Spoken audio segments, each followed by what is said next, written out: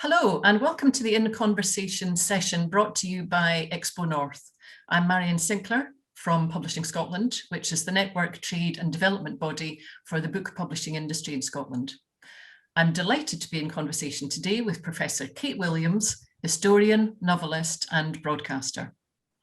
Kate has presented TV shows on BBC and Channel 5, from Secrets of the Royal Palaces to Inside Versailles, and is the in-house royal historian for CNN. Her ninth and most recent book, Rival Queens, was on Mary Queen of Scots and Queen Elizabeth. So welcome, Kate. Hello, thrilled to be here. I wanted to start off, Kate, by asking you, what for you are the pleasures of historical fiction? I think historical fiction is all pleasure. I think that it's such a, to just go into a book and travel to a different period of time, to travel to ancient Egypt, or to travel to the Tudor period, or to travel to the Victorians, or all over the world. I think really it brings us into a whole new world. When I was a child, I really wanted a time machine, and we got a new washing machine, and it came in this massive box. And of course, when you're a child, there's nothing more fun than a massive box. So I had this massive box, and I was about 7, and I turned it into a time machine. I covered it in bits of foil and bits of pipe cleaner, and I said this is a time machine, and I was so thrilled with it because I really wanted to go traveling. I grew up in a dormitory village just outside Wolverhampton, so I like to go traveling somewhere else in history. And I put my brother into this time machine. So my brother got into the time machine. He was younger than me. Jeff was younger than me. And then I used to rock it. And I was terrible sister, awful sister. And I used to rock it. And I was like, oh, wow, we're going somewhere. We're traveling. Amazing, Jeff. And I was like, oh, wow. And I rocked the time machine. And that's it landed. And it landed in Egypt. And it landed in the Tudor Times. And of course, Jeff would say, let me out. I want to get out. And I said, no, you can't get out, Jeff. You can't get out, Jeff. Then you'll never get back. So that was quite mean. And after a while, Jeff said he was never going in the time machine ever again. And I tried to get in it. So I got in it and I rocked it, and it still didn't work. So I had to accept it didn't work. But then I guess I feel that since then I've made my own time machine through history, through historical fiction, through, when you read someone's diary, when you read someone's letters, it's just absolutely incredible. And it's the same for historical fiction, that you get into someone's head. And I think that is the big difference between, say, history books and historical fiction. I mean, it's just saying kind of about my last book about Mary Queen of Scots. I mean, it just blows your mind that you could just sit there in the archive and there's a letter that Mary Queen of Scots wrote. I mean, you're just like, oh, obviously you're not allowed to start massaging the paper because that would be bad, but you kind of think, if I really massage it, then do my fingers touch the same bit as her? That would be weird. And I'd be thrown out of the archive. But still, it's such an amazing moment when you just think, gosh, she touched this and I touched this. And, with historical fiction, I think that's a difference, isn't it? Because when you write a history book, you read their diaries, you read their letters, of course, if they're available, but you don't always know exactly what happened or exactly why they did something. And sometimes that can be, I think, the ultimate frustration of writing a biography or a historical book. You just think, but why did they do that? Why did they do that? Who thought that was a good idea? And you don't know, and you can't say their motivations. But with a historical novel, you go right there into their minds. So a historical novel like Mary Queen of Scots would be very different to a historical biography, even though we've got a lot of information about Mary and her letters and what she feels and what she thinks, because she writes so much about her, what she feels. But I would obviously, my time machine worked. I'd go back to Scotland, to Mary Queen of Scots, and she's in her stronghold, and I'd say to her, look, Mary, she's been deposed, her half brother's pushed off the throne. I'll say, look, Mary, don't go into England and get Elizabeth I to put you back on your throne. Just don't do that. It's a mistake. She's going to put you in prison. Go to France or stay in Scotland and try and get your throne back. So I do that. So, but if you're writing, of course, we don't know exactly why she made that decision. Why did she make the decision to go into England?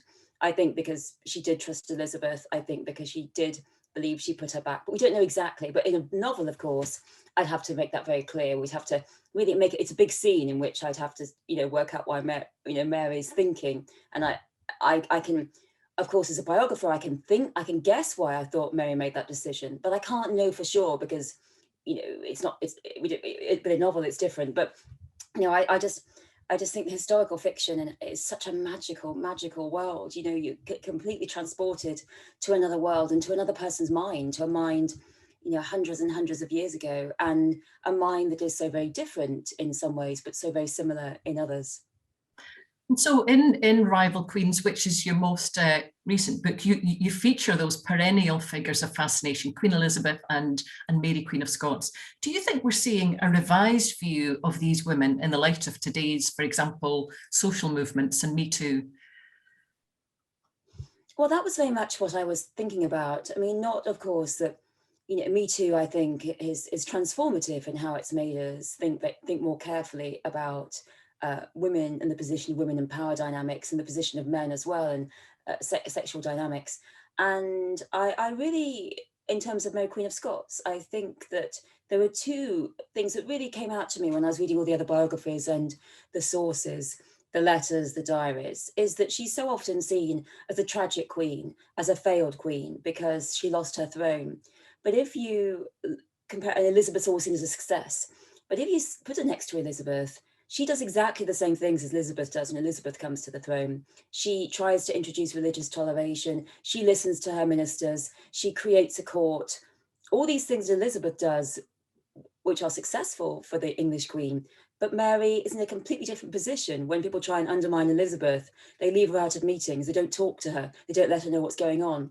When people want to undermine Mary, they literally try and seize her person. They try and kidnap her. And that keeps going throughout her life. They try and seize her person, kidnap her. And as happens in the final stages of her reign with Bothwell, he kidnaps her, he sexually assaults her, because that's the way of getting power over her. He wants power over her. He wants to marry her because he wants to be co-regent. So he kidnaps her and he sexually assaults her. And it was fascinating when you look at the history of sexual assault in the period, because at the time, when a woman is taken by a man, taken by force, and you know, kind of abduction often has within it sexual assault. You know, the people, that's what the time expected. They knew there was a power imbalance between man and woman, and if a man takes a woman, people very much expect that he's doing this because he's going to assault her, and often because he wants to marry her. There's often in Scotland and England, often what happens is that heiresses that say their father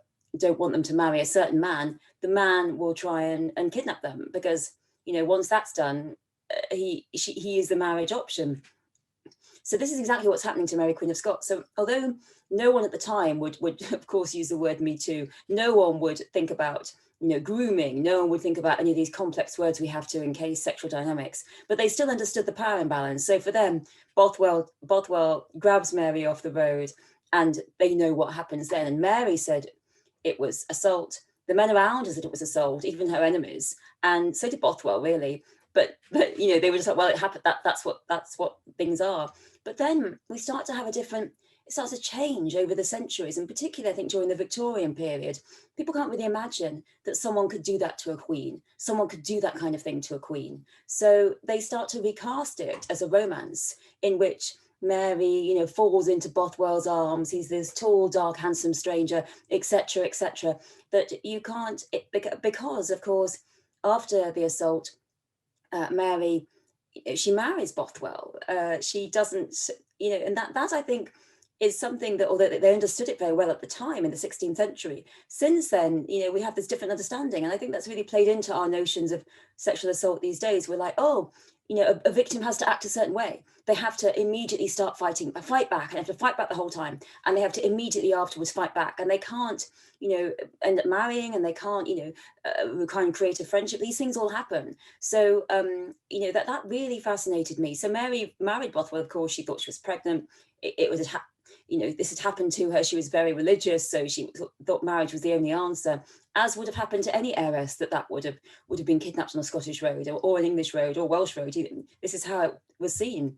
So that really fascinated me, that that the modern, they were not modern people in the 16th century. They did not have our modern understandings, but certain things that has taken us a long time to recognize were already, they saw them there, I think, because they really saw the big imbalance between men and women. And of course, that's one reason why Mary struggled so much to be queen, because people just thought a woman can't be queen. And I think, we have to go back quite a while, don't we, to the Margaret, the Maid of Norway. I'd love to write a novel on the Maid of Norway, but I guess she's just a bit too young at age 7 to really sustain a whole novel. But Margaret being the only heir in the Norwegian court, she comes back to be queen, and she gets very seasick around Orkney and she dies.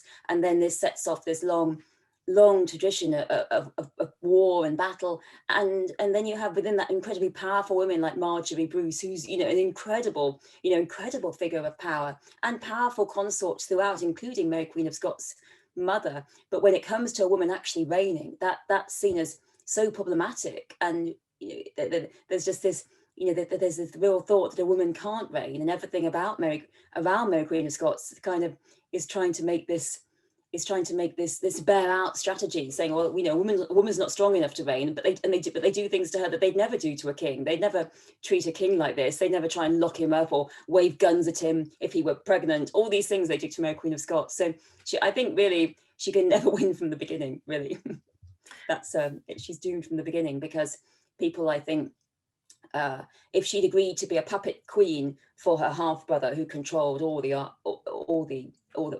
aristocrats, I think that she might have survived. But because she tried to rule for herself, like Elizabeth, but Elizabeth's in a different type of setup, and all she had Mary I as her own half sister had ruled before her. Mary Queen of Scots tried to rule for herself, and that was her ultimate sort of courage, but really what ultimately destroyed her. I think probably we will come back to Mary Queen of Scots and Elizabeth further on, but I wanted to kind of go back a little bit to your time machine when you're sitting there with your brother in the cardboard box. Why did you choose Tudor Times? And you also mentioned Egypt, but I guess that a lot of your writing has been focused on the court and royalty. So why did you choose your subjects, and have they been informed by your research interests, or is it the other way around? Well, I think that I think that when I was a child, I was so frantic to fly, and I was fascinated by the palaces and the courts. What we did go to lots of places in the time machine. We definitely went to ancient Egypt and watched the pyramids being built. I went to the Victorian street and looked at the Victorian bicycles, and we did also go and watch some of the fights for the vote for women. We watched that as well. So we didn't participate in the time machine. We just watched, and you can see why my brother got a bit bored of not ever getting out. Poor thing. And actually, the first book I wrote was not. The first book I wrote was not a historical novel. I have to say, it was a modern novel. I was 7, nearly 8, and I wrote this book called The Adventures of Maria, about a little girl like me an albatross came to her bedroom window, and she went on the albatross for adventures, and they went all over the world, and they traveled to different islands, and she was stranded on a desert island, and I drew some pictures of the Adventures of Maria. And I have to say, I think that I just think I peaked with the Adventures of Maria. I think I peaked. I think it had everything. It had a narrative arc. It had an all is lost moment when she fell out with the albatross, stopped speaking to him, he flew away, and then she fell in the water. So that, I feel, is definitely the all is lost moment that we have, in Act 3. It had a 3-act structure. It had a good amount of setup. So I feel that The Adventures of Maria was really the high point of my writing career, and I'm always trying to get back to it. So yes, I I think that someone said I should try and publish it as a book, and that would be funny. I think it so perhaps though, but if I did, someone else might draw the pictures, because my pictures weren't the best. But ever since then, I've been trying to write, and ever since The Adventures of Maria, some more successful than others, it has to be said. I've got lots of, I'm sure lots of people are listening who are in the same position. We've got lots of novels that don't work in the drawer, and novels that I think before I got my first novel sold, The Pleasures of Men, that was 5 unfinished novels that were in my in my various computers, in my various drawers, and I just, just couldn't get them to work. And I always think it's quite funny, isn't it, when people say, oh, they're their first novel, and you're like, it's not. Most people, I think, are in the same position. It's not really their first novel, is it, or their first book, and they've got lots of other attempts in their computer or in their writing books. They just can't get it to work. I'm a big fan of the author Alice Munro, and she said that in her youth she was very like that. She would start things, abandon things, restart. And she says now when she got older, she became less like that, and she sort of went back to things and recycled things. So I wonder that whether or not one day I'll be able to make these old novels that couldn't work, whether I'll be able to make them into novels that can work. I hope so. But so I was always trying to write, they were all one. I did try again one more modern novel, but it was not. Actually, no, it wasn't modern. It was set during the 80s, so I wouldn't say it was still a historical novel. So I've always been trying to write. I don't think I can. People say to me, "Would you ever write a modern novel set in the modern day?" And I wonder whether I would. I think that I'm not sure. I feel that the mobile phone is obviously a very useful thing, but the mobile phone, you just don't have the same kind of potential, do you, for misunderstandings and missing each other. Where would Thomas Hardy be if we had the mobile phone? Everyone would get the right message when they get the right message at the right time, so nothing would ever go wrong. So I don't think I think I love the past so much, and I love history so much, and I live in the past in so many ways. And I know we're all supposed to live in the moment, but so we're told, and I completely think it's right. We should live in the moment. I completely see why we're told to, but I don't really do very well at it. I live in the past in millions of ways, and I think that the past, it is so full of richness, and so full of pleasures, and so full of fascinations, and so full of discoveries to make, and so full of brutality, so full of cruelty, but so is the day in which we live now. And just sticking with that publication process. So when you started, and you were talking about your unfinished novels, when you started, did you have an agent? Was it difficult to get published? How did you approach a publisher? And a kind of supplementary to that, at the moment, are you working on material that's coming from your own interests, or are you finding that you're being commissioned now by your publishers? Because I know there'll be people watching who will think, how does that actually work? Do you go to the publisher, or does the publisher come to you? Yes, fascinating. So I was trying to write, and I have to say my most difficult times to write, I don't know what everyone else watching people saying, I struggled the most when I began reading adult fiction, 14, 15. And what I absolutely think is one fantastic thing about the modern day is how much wonderful YA fiction there is for young people. And there wasn't quite so much when I was a child, and a preteen, and 12, 13, 14. So I think really that's a fantastic, I read, YA fiction for pleasure sometimes, and I just think, gosh, this is really great stuff. And so when I started reading adult fiction, I'm sure people are watching in the same position. I really struggled, because you have what you've written, and then you start reading adult fiction. You start reading Jane Austen, you start reading the classics, you start reading Thomas Hardy, and you start reading all these classic novels, and you just think, I could never do anything like this. What's the point? So I did become very dispirited, I think, as a teenager, as a student, and really kind of stop. I mean, I know now that it doesn't matter if you're never going to be, who is ever Austen? It doesn't matter if you're never going to be Austen or George Eliot. It doesn't matter.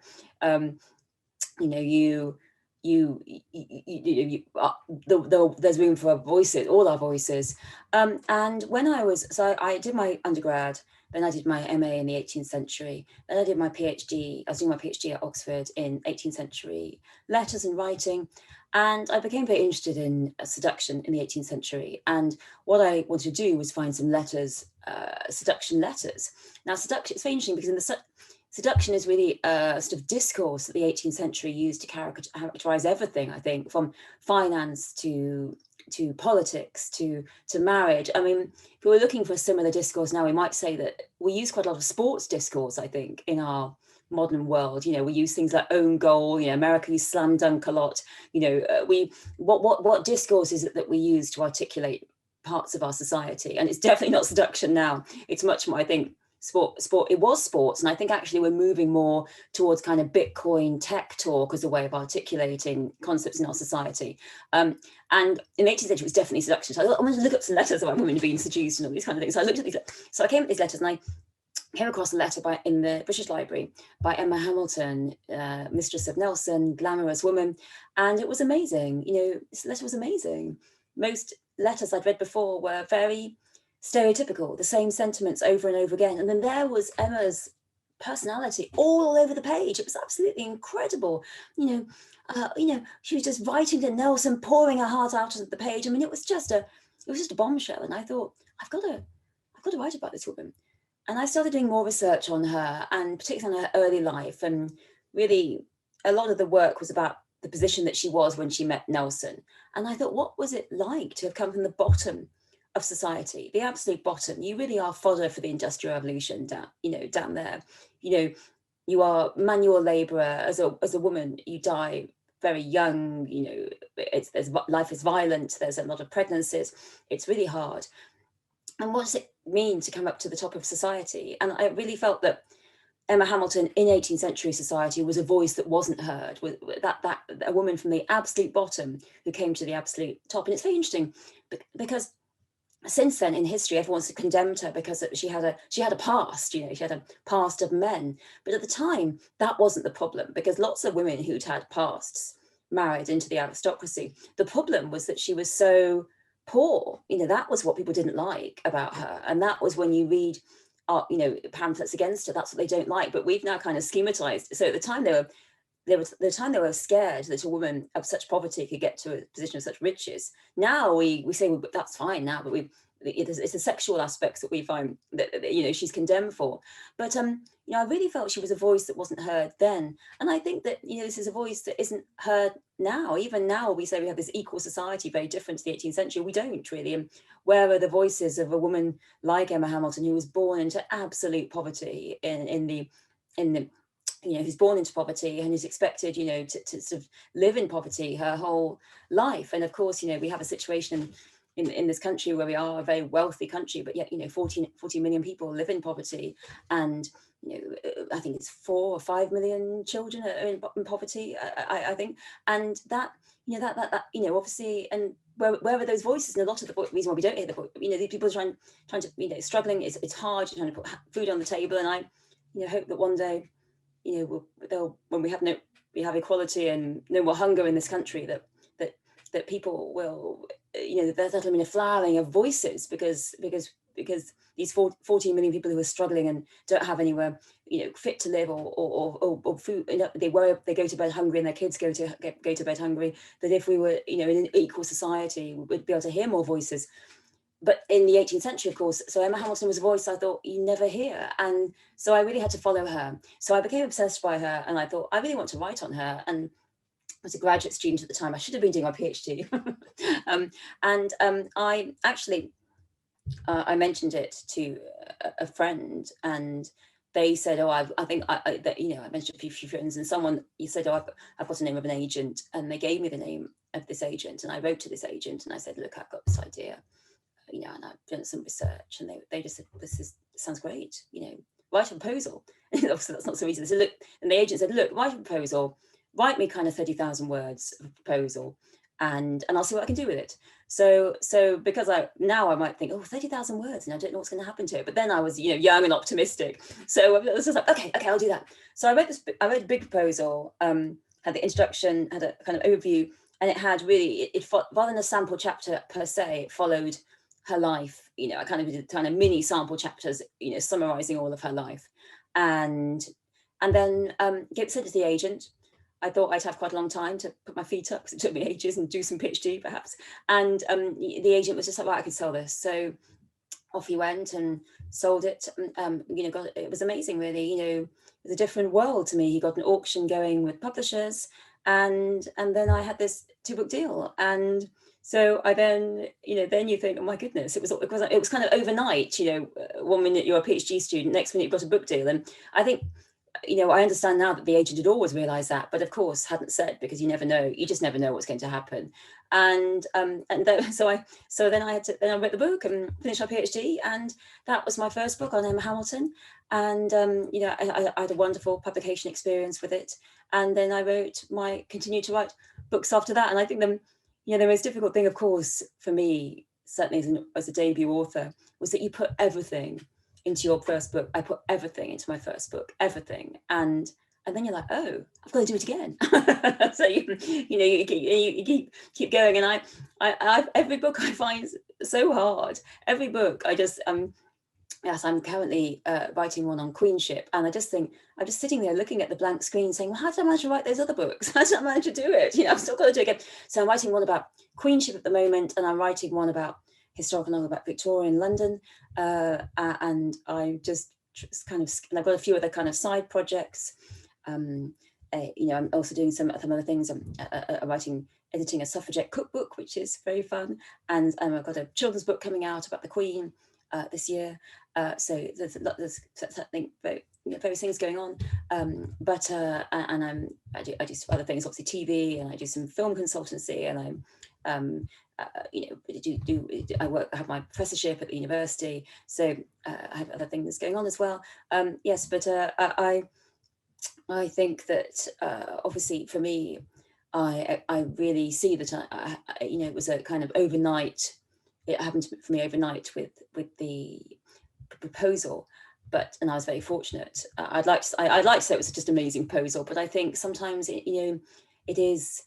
I've seen lots of fantastic, ever since then, I've seen lots of wonderful proposals, really fantastic proposals that have been sent to me, and I make comments on them, and then they just don't sell, and it's very, very, very heartbreaking, I think, and it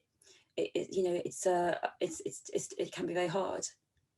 That's a great story, though, that overnight sensation. And you're right, it is. It's very unusual, really, to have that. So I know that there'll be writers and budding writers watching this and wondering what their next steps would be. Do you have any hints or tips for budding writers of historical fiction, mainly? Well, I think I always think that it's hard to write. I am the biggest admirer of Lady Antonia Fraser. I just think she's fantastic, and I don't know how she does it. She writes all those books. She's got 6 children, and she said that I think she does it all. She just shuts the door and gets on with it. And sometimes when I feel really blocked, I'm just like, Antonia did it with 6 children. Come on, you can do it. Writes these fantastic books, groundbreaking books. I always think of her, when she wrote that book about 17th century women, the Weaker Vessel, about 17th century women. She said that someone said to her when she was writing it, but were there any women in the 17th century? That idea, obviously everyone knew there were women. It's just because everyone thought they weren't relevant. What's the point of them? And I just think it's a transformation of women's history. So I think, if Antonia did it, so can I. But I think being blocked is really hard. It can be very dispiriting, can't it? Writing your book at home, it's very hard, and it's very hard to write without a contract. I think I was quite fortunate initially because I had a contract, and before then, obviously the agent was kept sending an email saying, "Have you written your proposal yet?" And it does. Noel Coward said, didn't he, that inspiration is a call from my producer telling him to get on with it. And I think it's very hard to write without a contract or without someone emailing you saying, where is the book? Or maybe it's just me who still needs deadlines imposed. So I really have, such huge admiration, incredible admiration, people who write and write and write at home, and they keep pushing, and then the book is finished. And when it was my first novel, it was quite interesting, actually, my first novel, because, I had my 2 history books, and people said to me, oh, well, you've written history books. And I said to them, I think I'd like to write a novel, because I had been probably like, no, don't write a novel. You're a historian, don't write a novel. You probably can't do it anyway. So that was quite annoying, being told you can't do it anyway. I was like, why can't I do it anyway? And so with my novel, I just thought, I'm not going to tell people anymore about this, because people would say things like, why are you doing it when you've got a history career? Or you probably, just because you can write a history book doesn't mean you can write a novel. And so I just thought, I'm not going to say anything anymore. I'm just going to do it and get on with it and not tell anyone. They have that saying, isn't it? Tell God your plans. And is it tell God your plans? And you might get, I can't remember, but sometimes it can be a mistake. So I just kept it quiet. And then And then I just wrote this book, and I wrote it, and I just sent it to my agent and said, and I was doing a creative writing MA at Royal Holloway. I did that as well. The workshopped that, and my, my tutors, Andrew Motion, and my other wonderful tutors, and my, classmates, they were fantastic. So they really took it seriously, and in a way that people, who saw me just as a historian, not just, but saw me as a historian, didn't take it seriously. And then I sent it off to my agent, and they were like, oh, well, I can sell this. So off that went as well. And so I guess I had both experiences, but I do think writing is really hard. I really think writing is difficult. And I've seen some memes going around on social media, people saying, oh, we had a one day to write without other stuff. And when you do get one day to write, you're like, oh no. So I think, and I find writing really hard. So I think I would say, that it doesn't, it is hard, and it is difficult to keep writing every day or keep regularly writing. And I feel that, I think definitely for me, I always think that when I'm in a kind of ditch and I can't get out of it and I'm stuck, I do more reading, and sometimes, you find the solution to something that you thought was in someone else's book, and sometimes you can find the solution. It's weird, you can find, in terms of plot construction. I was talking to another author about this. They found a solution to their plot construction about their 16th century book by watching a 20th century film. And so sometimes reading can help you practically, and sometimes it can just get you out of when you think you're staring at the blank page. But I do think, but I think above all is going with your heart, because I do think there are people, I think, don't want you to get hurt by life, don't you? Because life is a kind of brutal. It can be brutal. People don't want you to get hurt, so they kind of try and say to you, "Oh, don't aim too high, because you might get hurt," and they're just worried about you. But sometimes I think it can be good just to get on with your thing, get on with things without thinking, will this work or won't it? Just to kind of follow your heart, because the stories that are in your heart, and the stories that are in your mind that are kind of an obsession and take you over, even though people might say that's not very commercial. If you tell it, the worst thing is, I think, when you tell someone about your early novel idea and they're like, that sounds okay. And sometimes it can be, I think, good to sort of keep it just a secret and work on it, before it gets fully firmed. I mean, I think, unless you're working with, I think, a creative writing group who do take each other's work seriously. But I think, sometimes it gets quite, I certainly did find out with my first novel that it was something that, as soon as it was fully formed, people thought, oh, that's great. But when it, there was much more naysaying going along and before. But I do give every encouragement. I know writing is so hard, isn't it? Writing is so difficult, and and it's there are lots of other things that you think could be done, especially when you're writing your own personal secret project, and it is really difficult. And I just think, yes, we just have to keep sort of forging on, don't we, and sort of pushing on and writing something, even if we think it's terribly bad, because often when we come back to it 2 weeks later, we think, actually, that's not that bad. Actually, that's really good, actually. And that, for me, I think I'm certainly one of those people who think via writing. I'm not the greatest. If I sit and think, I don't really come up with anything very much at all. So I have to write almost to think as writing. And I think that that's an important thing to do, to try and work out where you think best. Do you think best thinking, or do you think best planning, or do you think best writing? And making, and don't try and force yourself to be someone else. I've given up trying to sit, I've got writers who meditate and they come up with loads of amazing ideas, but I meditate and come up with nothing, absolutely nothing. And all I want to do is get out of it. I'm hopeless at meditating. So I just think that we have to kind of accept our different personalities, and where do we think best. I'm interested that you were being discouraged from writing a novel, and I suppose I wanted to kind of follow on and ask you really about the status of historical fiction. So, as an example, the queen of historical fiction in Scotland is Dorothy Dunnett, the late Dorothy Dunnett, and I came to her relatively late in life, but she still doesn't appear prominently enough when people compile lists of the best Scottish writers, for example. And I think that might be down to the fact that at the time, historical fiction wasn't as well regarded, but perhaps since the 80s, and certainly our love of series and our love of of history, which is now coming through in Game of Thrones type treatments. But how do you think historical fiction is perceived these days, and has it changed over the decades? Well, I think you're completely right, Marion. I think Dorothy is underestimated across the board, and I think she's underestimated when you look at lists of great historical fiction writers. She's not in there as a way she must be. You know, from not.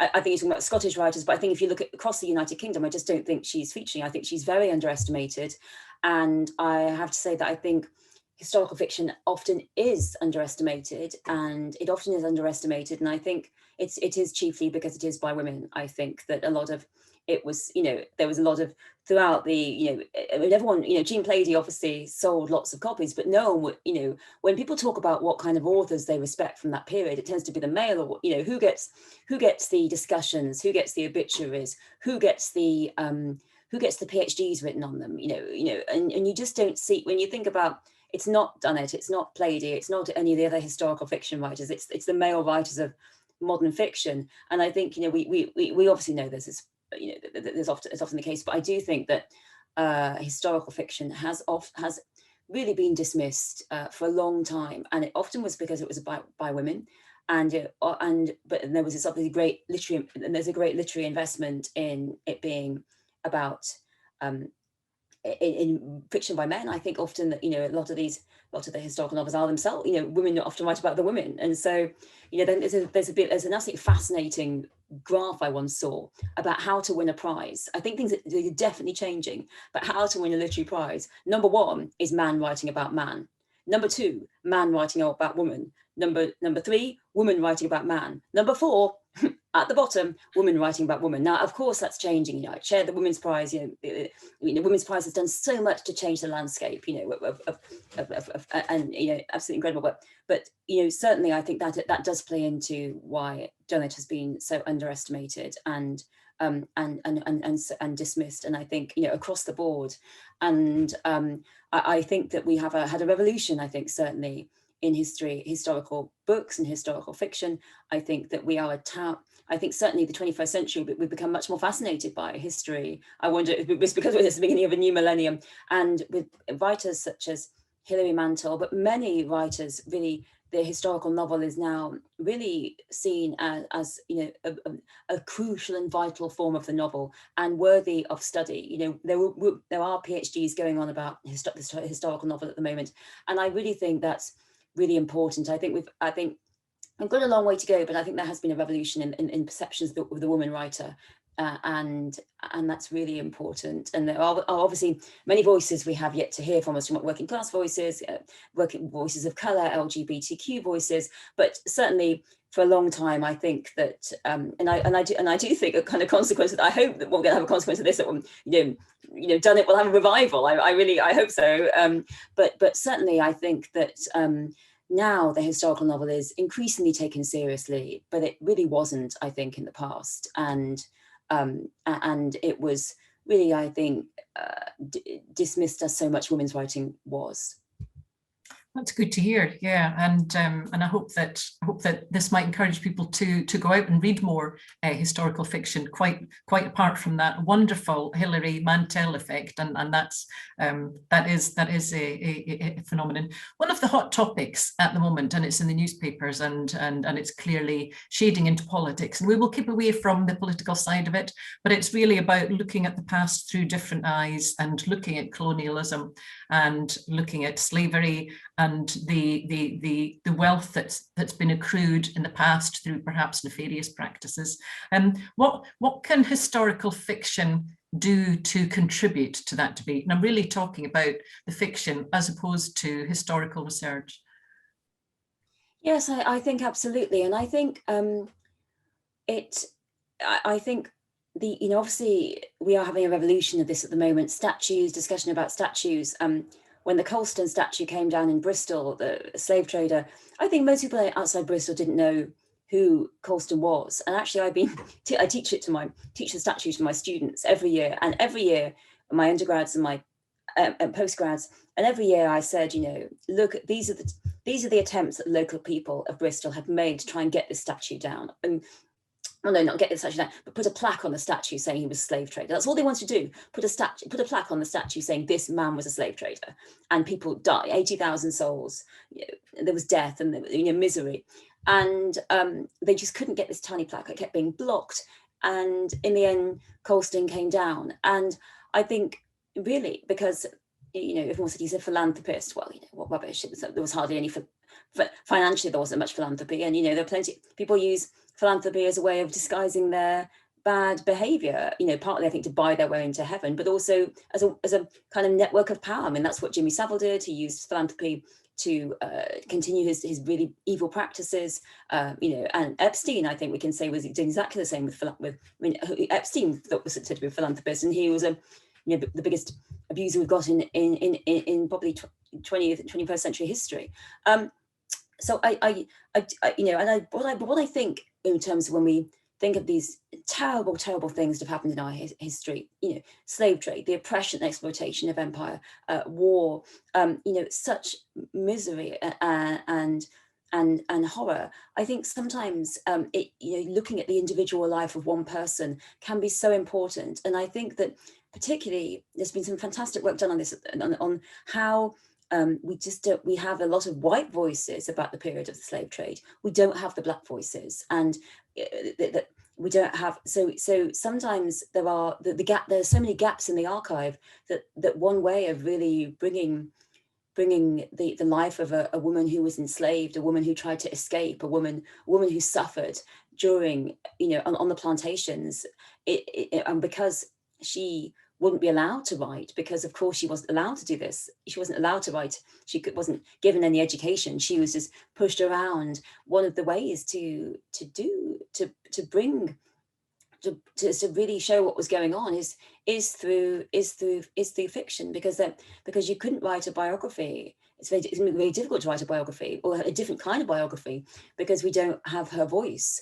But in fiction, she can be written about, and I think that we've seen some fantastic books like that. And we think about the Underground Railroad, and we think about Simon Collins' most recent Confessions of Fanny Langton, about a young girl who was enslaved and is brought to London. And I think that sometimes it's difficult for the human brain to process statistics and process the horror of some of these statistics. So I think that when we use historical fiction to bring to life one life, even if the sources are paucity of sources, or really not very many at all, that I think can bring a great importance to the debate. And of course, it's very, got to be sensitive. These people, we're not. These people didn't have voice, and they were denied a voice then. But you have to be sensitive in how you're and truthful. Historical truth is really important. And I think that historical fiction can help us hear voices that have been excised from the archives, banned from the archives, and that their voices, people didn't, because of course, no one the voice of the Black woman was oppressed, because the minute that she spoke out and she said, actually, I'm not happy, I don't like it here, I'm not happy, I want to be free, the minute that she speaks for herself, it kind of pulls down the whole ideology of slavery, which was that, well, the slaves were happy where they were, and they're happy that you even get well into the 20th century, the idea of the happy plantation that perpetuated. So I think so in summary of I think fiction can do a lot. Yes, I think that's true, and obviously, and I think that most writers would claim that in seeing the world through another's eyes, it builds empathy and an understanding. And you're absolutely right about all those individual stories that have not been possible, but that can be created. And I know that Hilary Mantel has done that very successfully with Thomas Cromwell, but actually he did leave behind some writing, and there are so many voiceless people out there, and I think it's a really fascinating, and surely a kind of an endless well in which to kind of dip your ink, if you like, if you're trying to think about topics. There's just a kind of an almost endless amount of people and eras and situations where the voices are silent in that.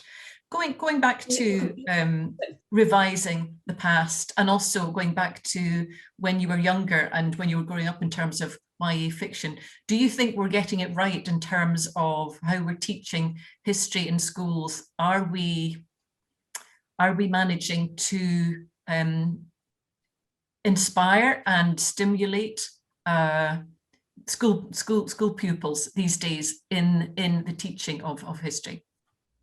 Yeah, you're completely right, Marion. I mean, I completely agree with you. You know, the voices that haven't been heard. I mean, you know, I tell you what, you know, fascinating case, of course, for me in Scotland is the case of Joseph Knight, who was brought over as a slave in 1778, and he was used as a slave, and he escaped. And his master said, "You've got to come back." And he said, "I don't want to come back." And they went to the High Court in Scotland, and in the end, the High Court in Scotland said, "No, he's free. You know, he's not a slave." And that, I just think, you know, I'd love to see a drama about that, or play about that. I just think there's so many stories we've got. And I think, you know, just as we're talking about oppression, I think there's a lot that hasn't been talked about, you know, that could be, you know, I think particularly about the, you know, the oppression of Scotland by England, and throughout the, you know, these sort of oppressive practices. You know, I just think that we still call, you know, what Henry VIII was trying to do in the 16th century, kind of the rough wooing. It's like, it's more than rough wooing. He's basically like raiding and attacking Scotland. I think there's you know, you know, I think there's lots to be said that we can, you know, I think there's much, you know, and there has been loads of great work. I think there's loads of great work on it, but I think there's lots more that can be heard as well. And on schools, I think, you know, I think that it's difficult, isn't it? Because I think teachers, you know, there isn't much space for history in the curriculum. There's you know, and there's a lot, you know, there's a lot to teach, and I think it's great that there's lots of, you know, there's lots of work on black history and empire history, and that this is what, you know, that schools are doing this. And I think that it is you know, it is a lot, you know, because obviously you've got to, you know, what do exam boards set, and what do exam boards set as their set as teachers have to teach. That's so important. The national curriculum is so important, and obviously, you know, that Michael Gove had a big influence over the curriculum, and saying it had to be celebratory. And I think that that many students feel they didn't do any Black history at school, or they didn't do any history of people of colour at school, and that, I think it is really important, because, you know, although school and what we learn in school is important as well, I think. So I think it's really, the way we're moving is really important. I've got to come back to that figure of fascination, Mary Queen of Scots. So she's been in the news recently, or rather a theft of one of her items from Arundel Castle. Yeah. So what were your thoughts on that? That was, you were talking about touching the paper, you know, with her letters, and now one of her artifacts, I think, was a set of rosary beads that was stolen. Well, it's completely heartbreaking, and I talked about it to quite a lot of the media, because I've seen them, obviously not touch them, they're behind the glass case, and it's particularly heartbreaking that they were stolen. I mean, the loss of any historical artifact is really sad, but for me, it was for two reasons. It was really heartbreaking over Mary. Was that, number one, she was really a champion shopper. I mean, she shopped till she dropped. She bought all this fantastic stuff. She came over from France with boats and boats of tapestries and hangings and books and jewels. And she really created this beautiful court in Edinburgh with all of her wonderful things, and bought a lot from the shops in Edinburgh. You had merchants bring things in. She was really a woman of great taste, and her jewels were incredible. Her dresses were incredible. It's funny, isn't it? I always think about that monarchs, I have a kind of theory that monarchs who succeed best are the ones who can use the prevailing and the new technologies of the day. And if Elizabeth II, you know, she's very effective at using television. Victoria used photography really to spin their own propaganda. Elizabeth I has all these amazing portraits drawn of her in her jewels and gowns, but Mary's portraits are much more sort of, you know, low key. And Mary did have amazing jewels and gowns, but she didn't have herself painted in them, I think, most likely for religious reasons. But you know, so Elizabeth's propaganda has been more effective about the Gloriana throughout over the years, and has added to this notion of Elizabeth as Gloriana and Mary as, you know, this sort of little, much more humble queen, even though Mary was meant to be this humongously great beauty with amazing jewels. I mean, her jewels were so good that Elizabeth I and Catherine de Medici were fighting over her black pearls. They really, Elizabeth I got them. So she had, she had all this amazing stuff, amazing, wonderful things. And then when she was forced to abdicate, she was taken to imprisonment in Loch Leven, had very little things with her, and her belongings were shared out between her enemies. Her jewels were sold off. Her half-brother James Stewart sold off all her things. So most of her stuff was lost then. And she did bring some into England with her and bought things in England.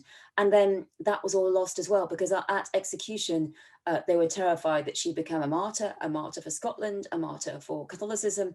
So they burnt the majority of her belongings, and they even took out her heart and put it in a, you know, in a glass, you know, put it in a jar, kind of a special jar, and put it under the mound, so they couldn't even see her heart. So everything of her, things were stolen from her and taken from her. Her belongings were taken from her when she was forced to abdicate, and her belongings were taken from her when she was killed. And one of the few things that we had left of her was these rosary beads, which of course were in England, not Scotland, where they were kept by the Norfolk family.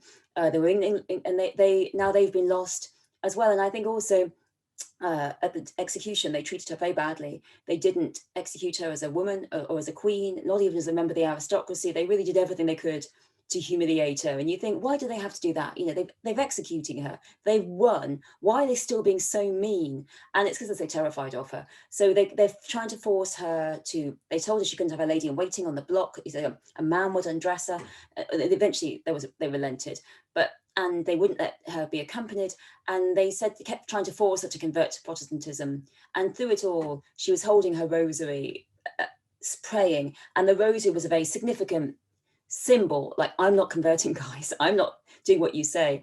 And so it was a real symbol of her resistance when everything else had been taken from her. And for those reasons, that her belongings were taken, her resistance was taken, and now this is lost. And I hoped that because the rosary, unlike some of the other things that were stolen, isn't worth that much money, I hope that maybe the thieves, it might have been a smash and grab just for gold, and they just chuck it in a hedge because they think, oh, well, you know, this isn't worth anything, and that we find it in a hedge. But I clearly think that if we hadn't found it in a hedge by now, we ain't going to find it in a hedge. And I just hope, above all, that it's been stolen to order for a Mary Queen of Scots fan or a Tudor fan, and that they're looking after it, that it hasn't been just, it's been stolen for someone who loves it, because then maybe one day we'll see it again, or at least it's being looked after. But I don't feel very optimistic about it. It's a bit of a shame, isn't it, that we only hear about Mary Queen of Scots when bad things happen to her. Indeed. And I know that we are running out of time, but I just wanted to ask you, what are you working on at the moment? Now, I know that you gave us a little list, and you mentioned a book for children there. That must be a new departure for you. Do you want to talk a little bit about that? So I've got a book for children coming out about the Queen in September. And I did not draw the pictures. You'll be pleased to hear. A wonderful author called Helen Shoesmith draws some lovely pictures about the history of the Queen's reign. That's coming out, and a children's book is a lot of work. I just love it. You know, it's a lot of work, and it's, you know, people think, I think that we often have this, you know, it's really difficult, isn't it? Because you have to. I write a lot. You know, if you tell me to write whatever I write, my word, I'll go a third over the word count. So I have to cut a lot. And, you know, children's books, the word count is much stricter than it is for adults' books, because of course, you know, every layout really matters, and it just gives me added respect for children's authors and everything that they do.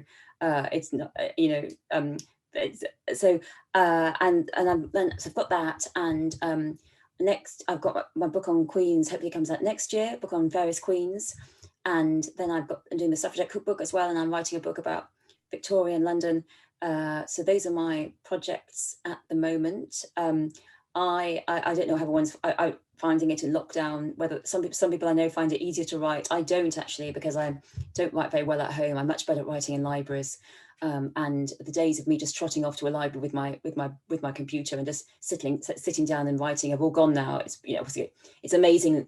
Libraries have done so much for us and they're so incredible, but we've got to be much more careful about going in and sitting down and booking spaces. So I'm doing that, but now libraries are open, but I certainly don't write quite so well at home. But I know lots of people really, home is the only place where they write. So I need to transform into that kind of person. But so those are my projects at the moment. And you know, people say to me, don't you find it weird, you know, hard moving between history and fiction? You know, is it difficult?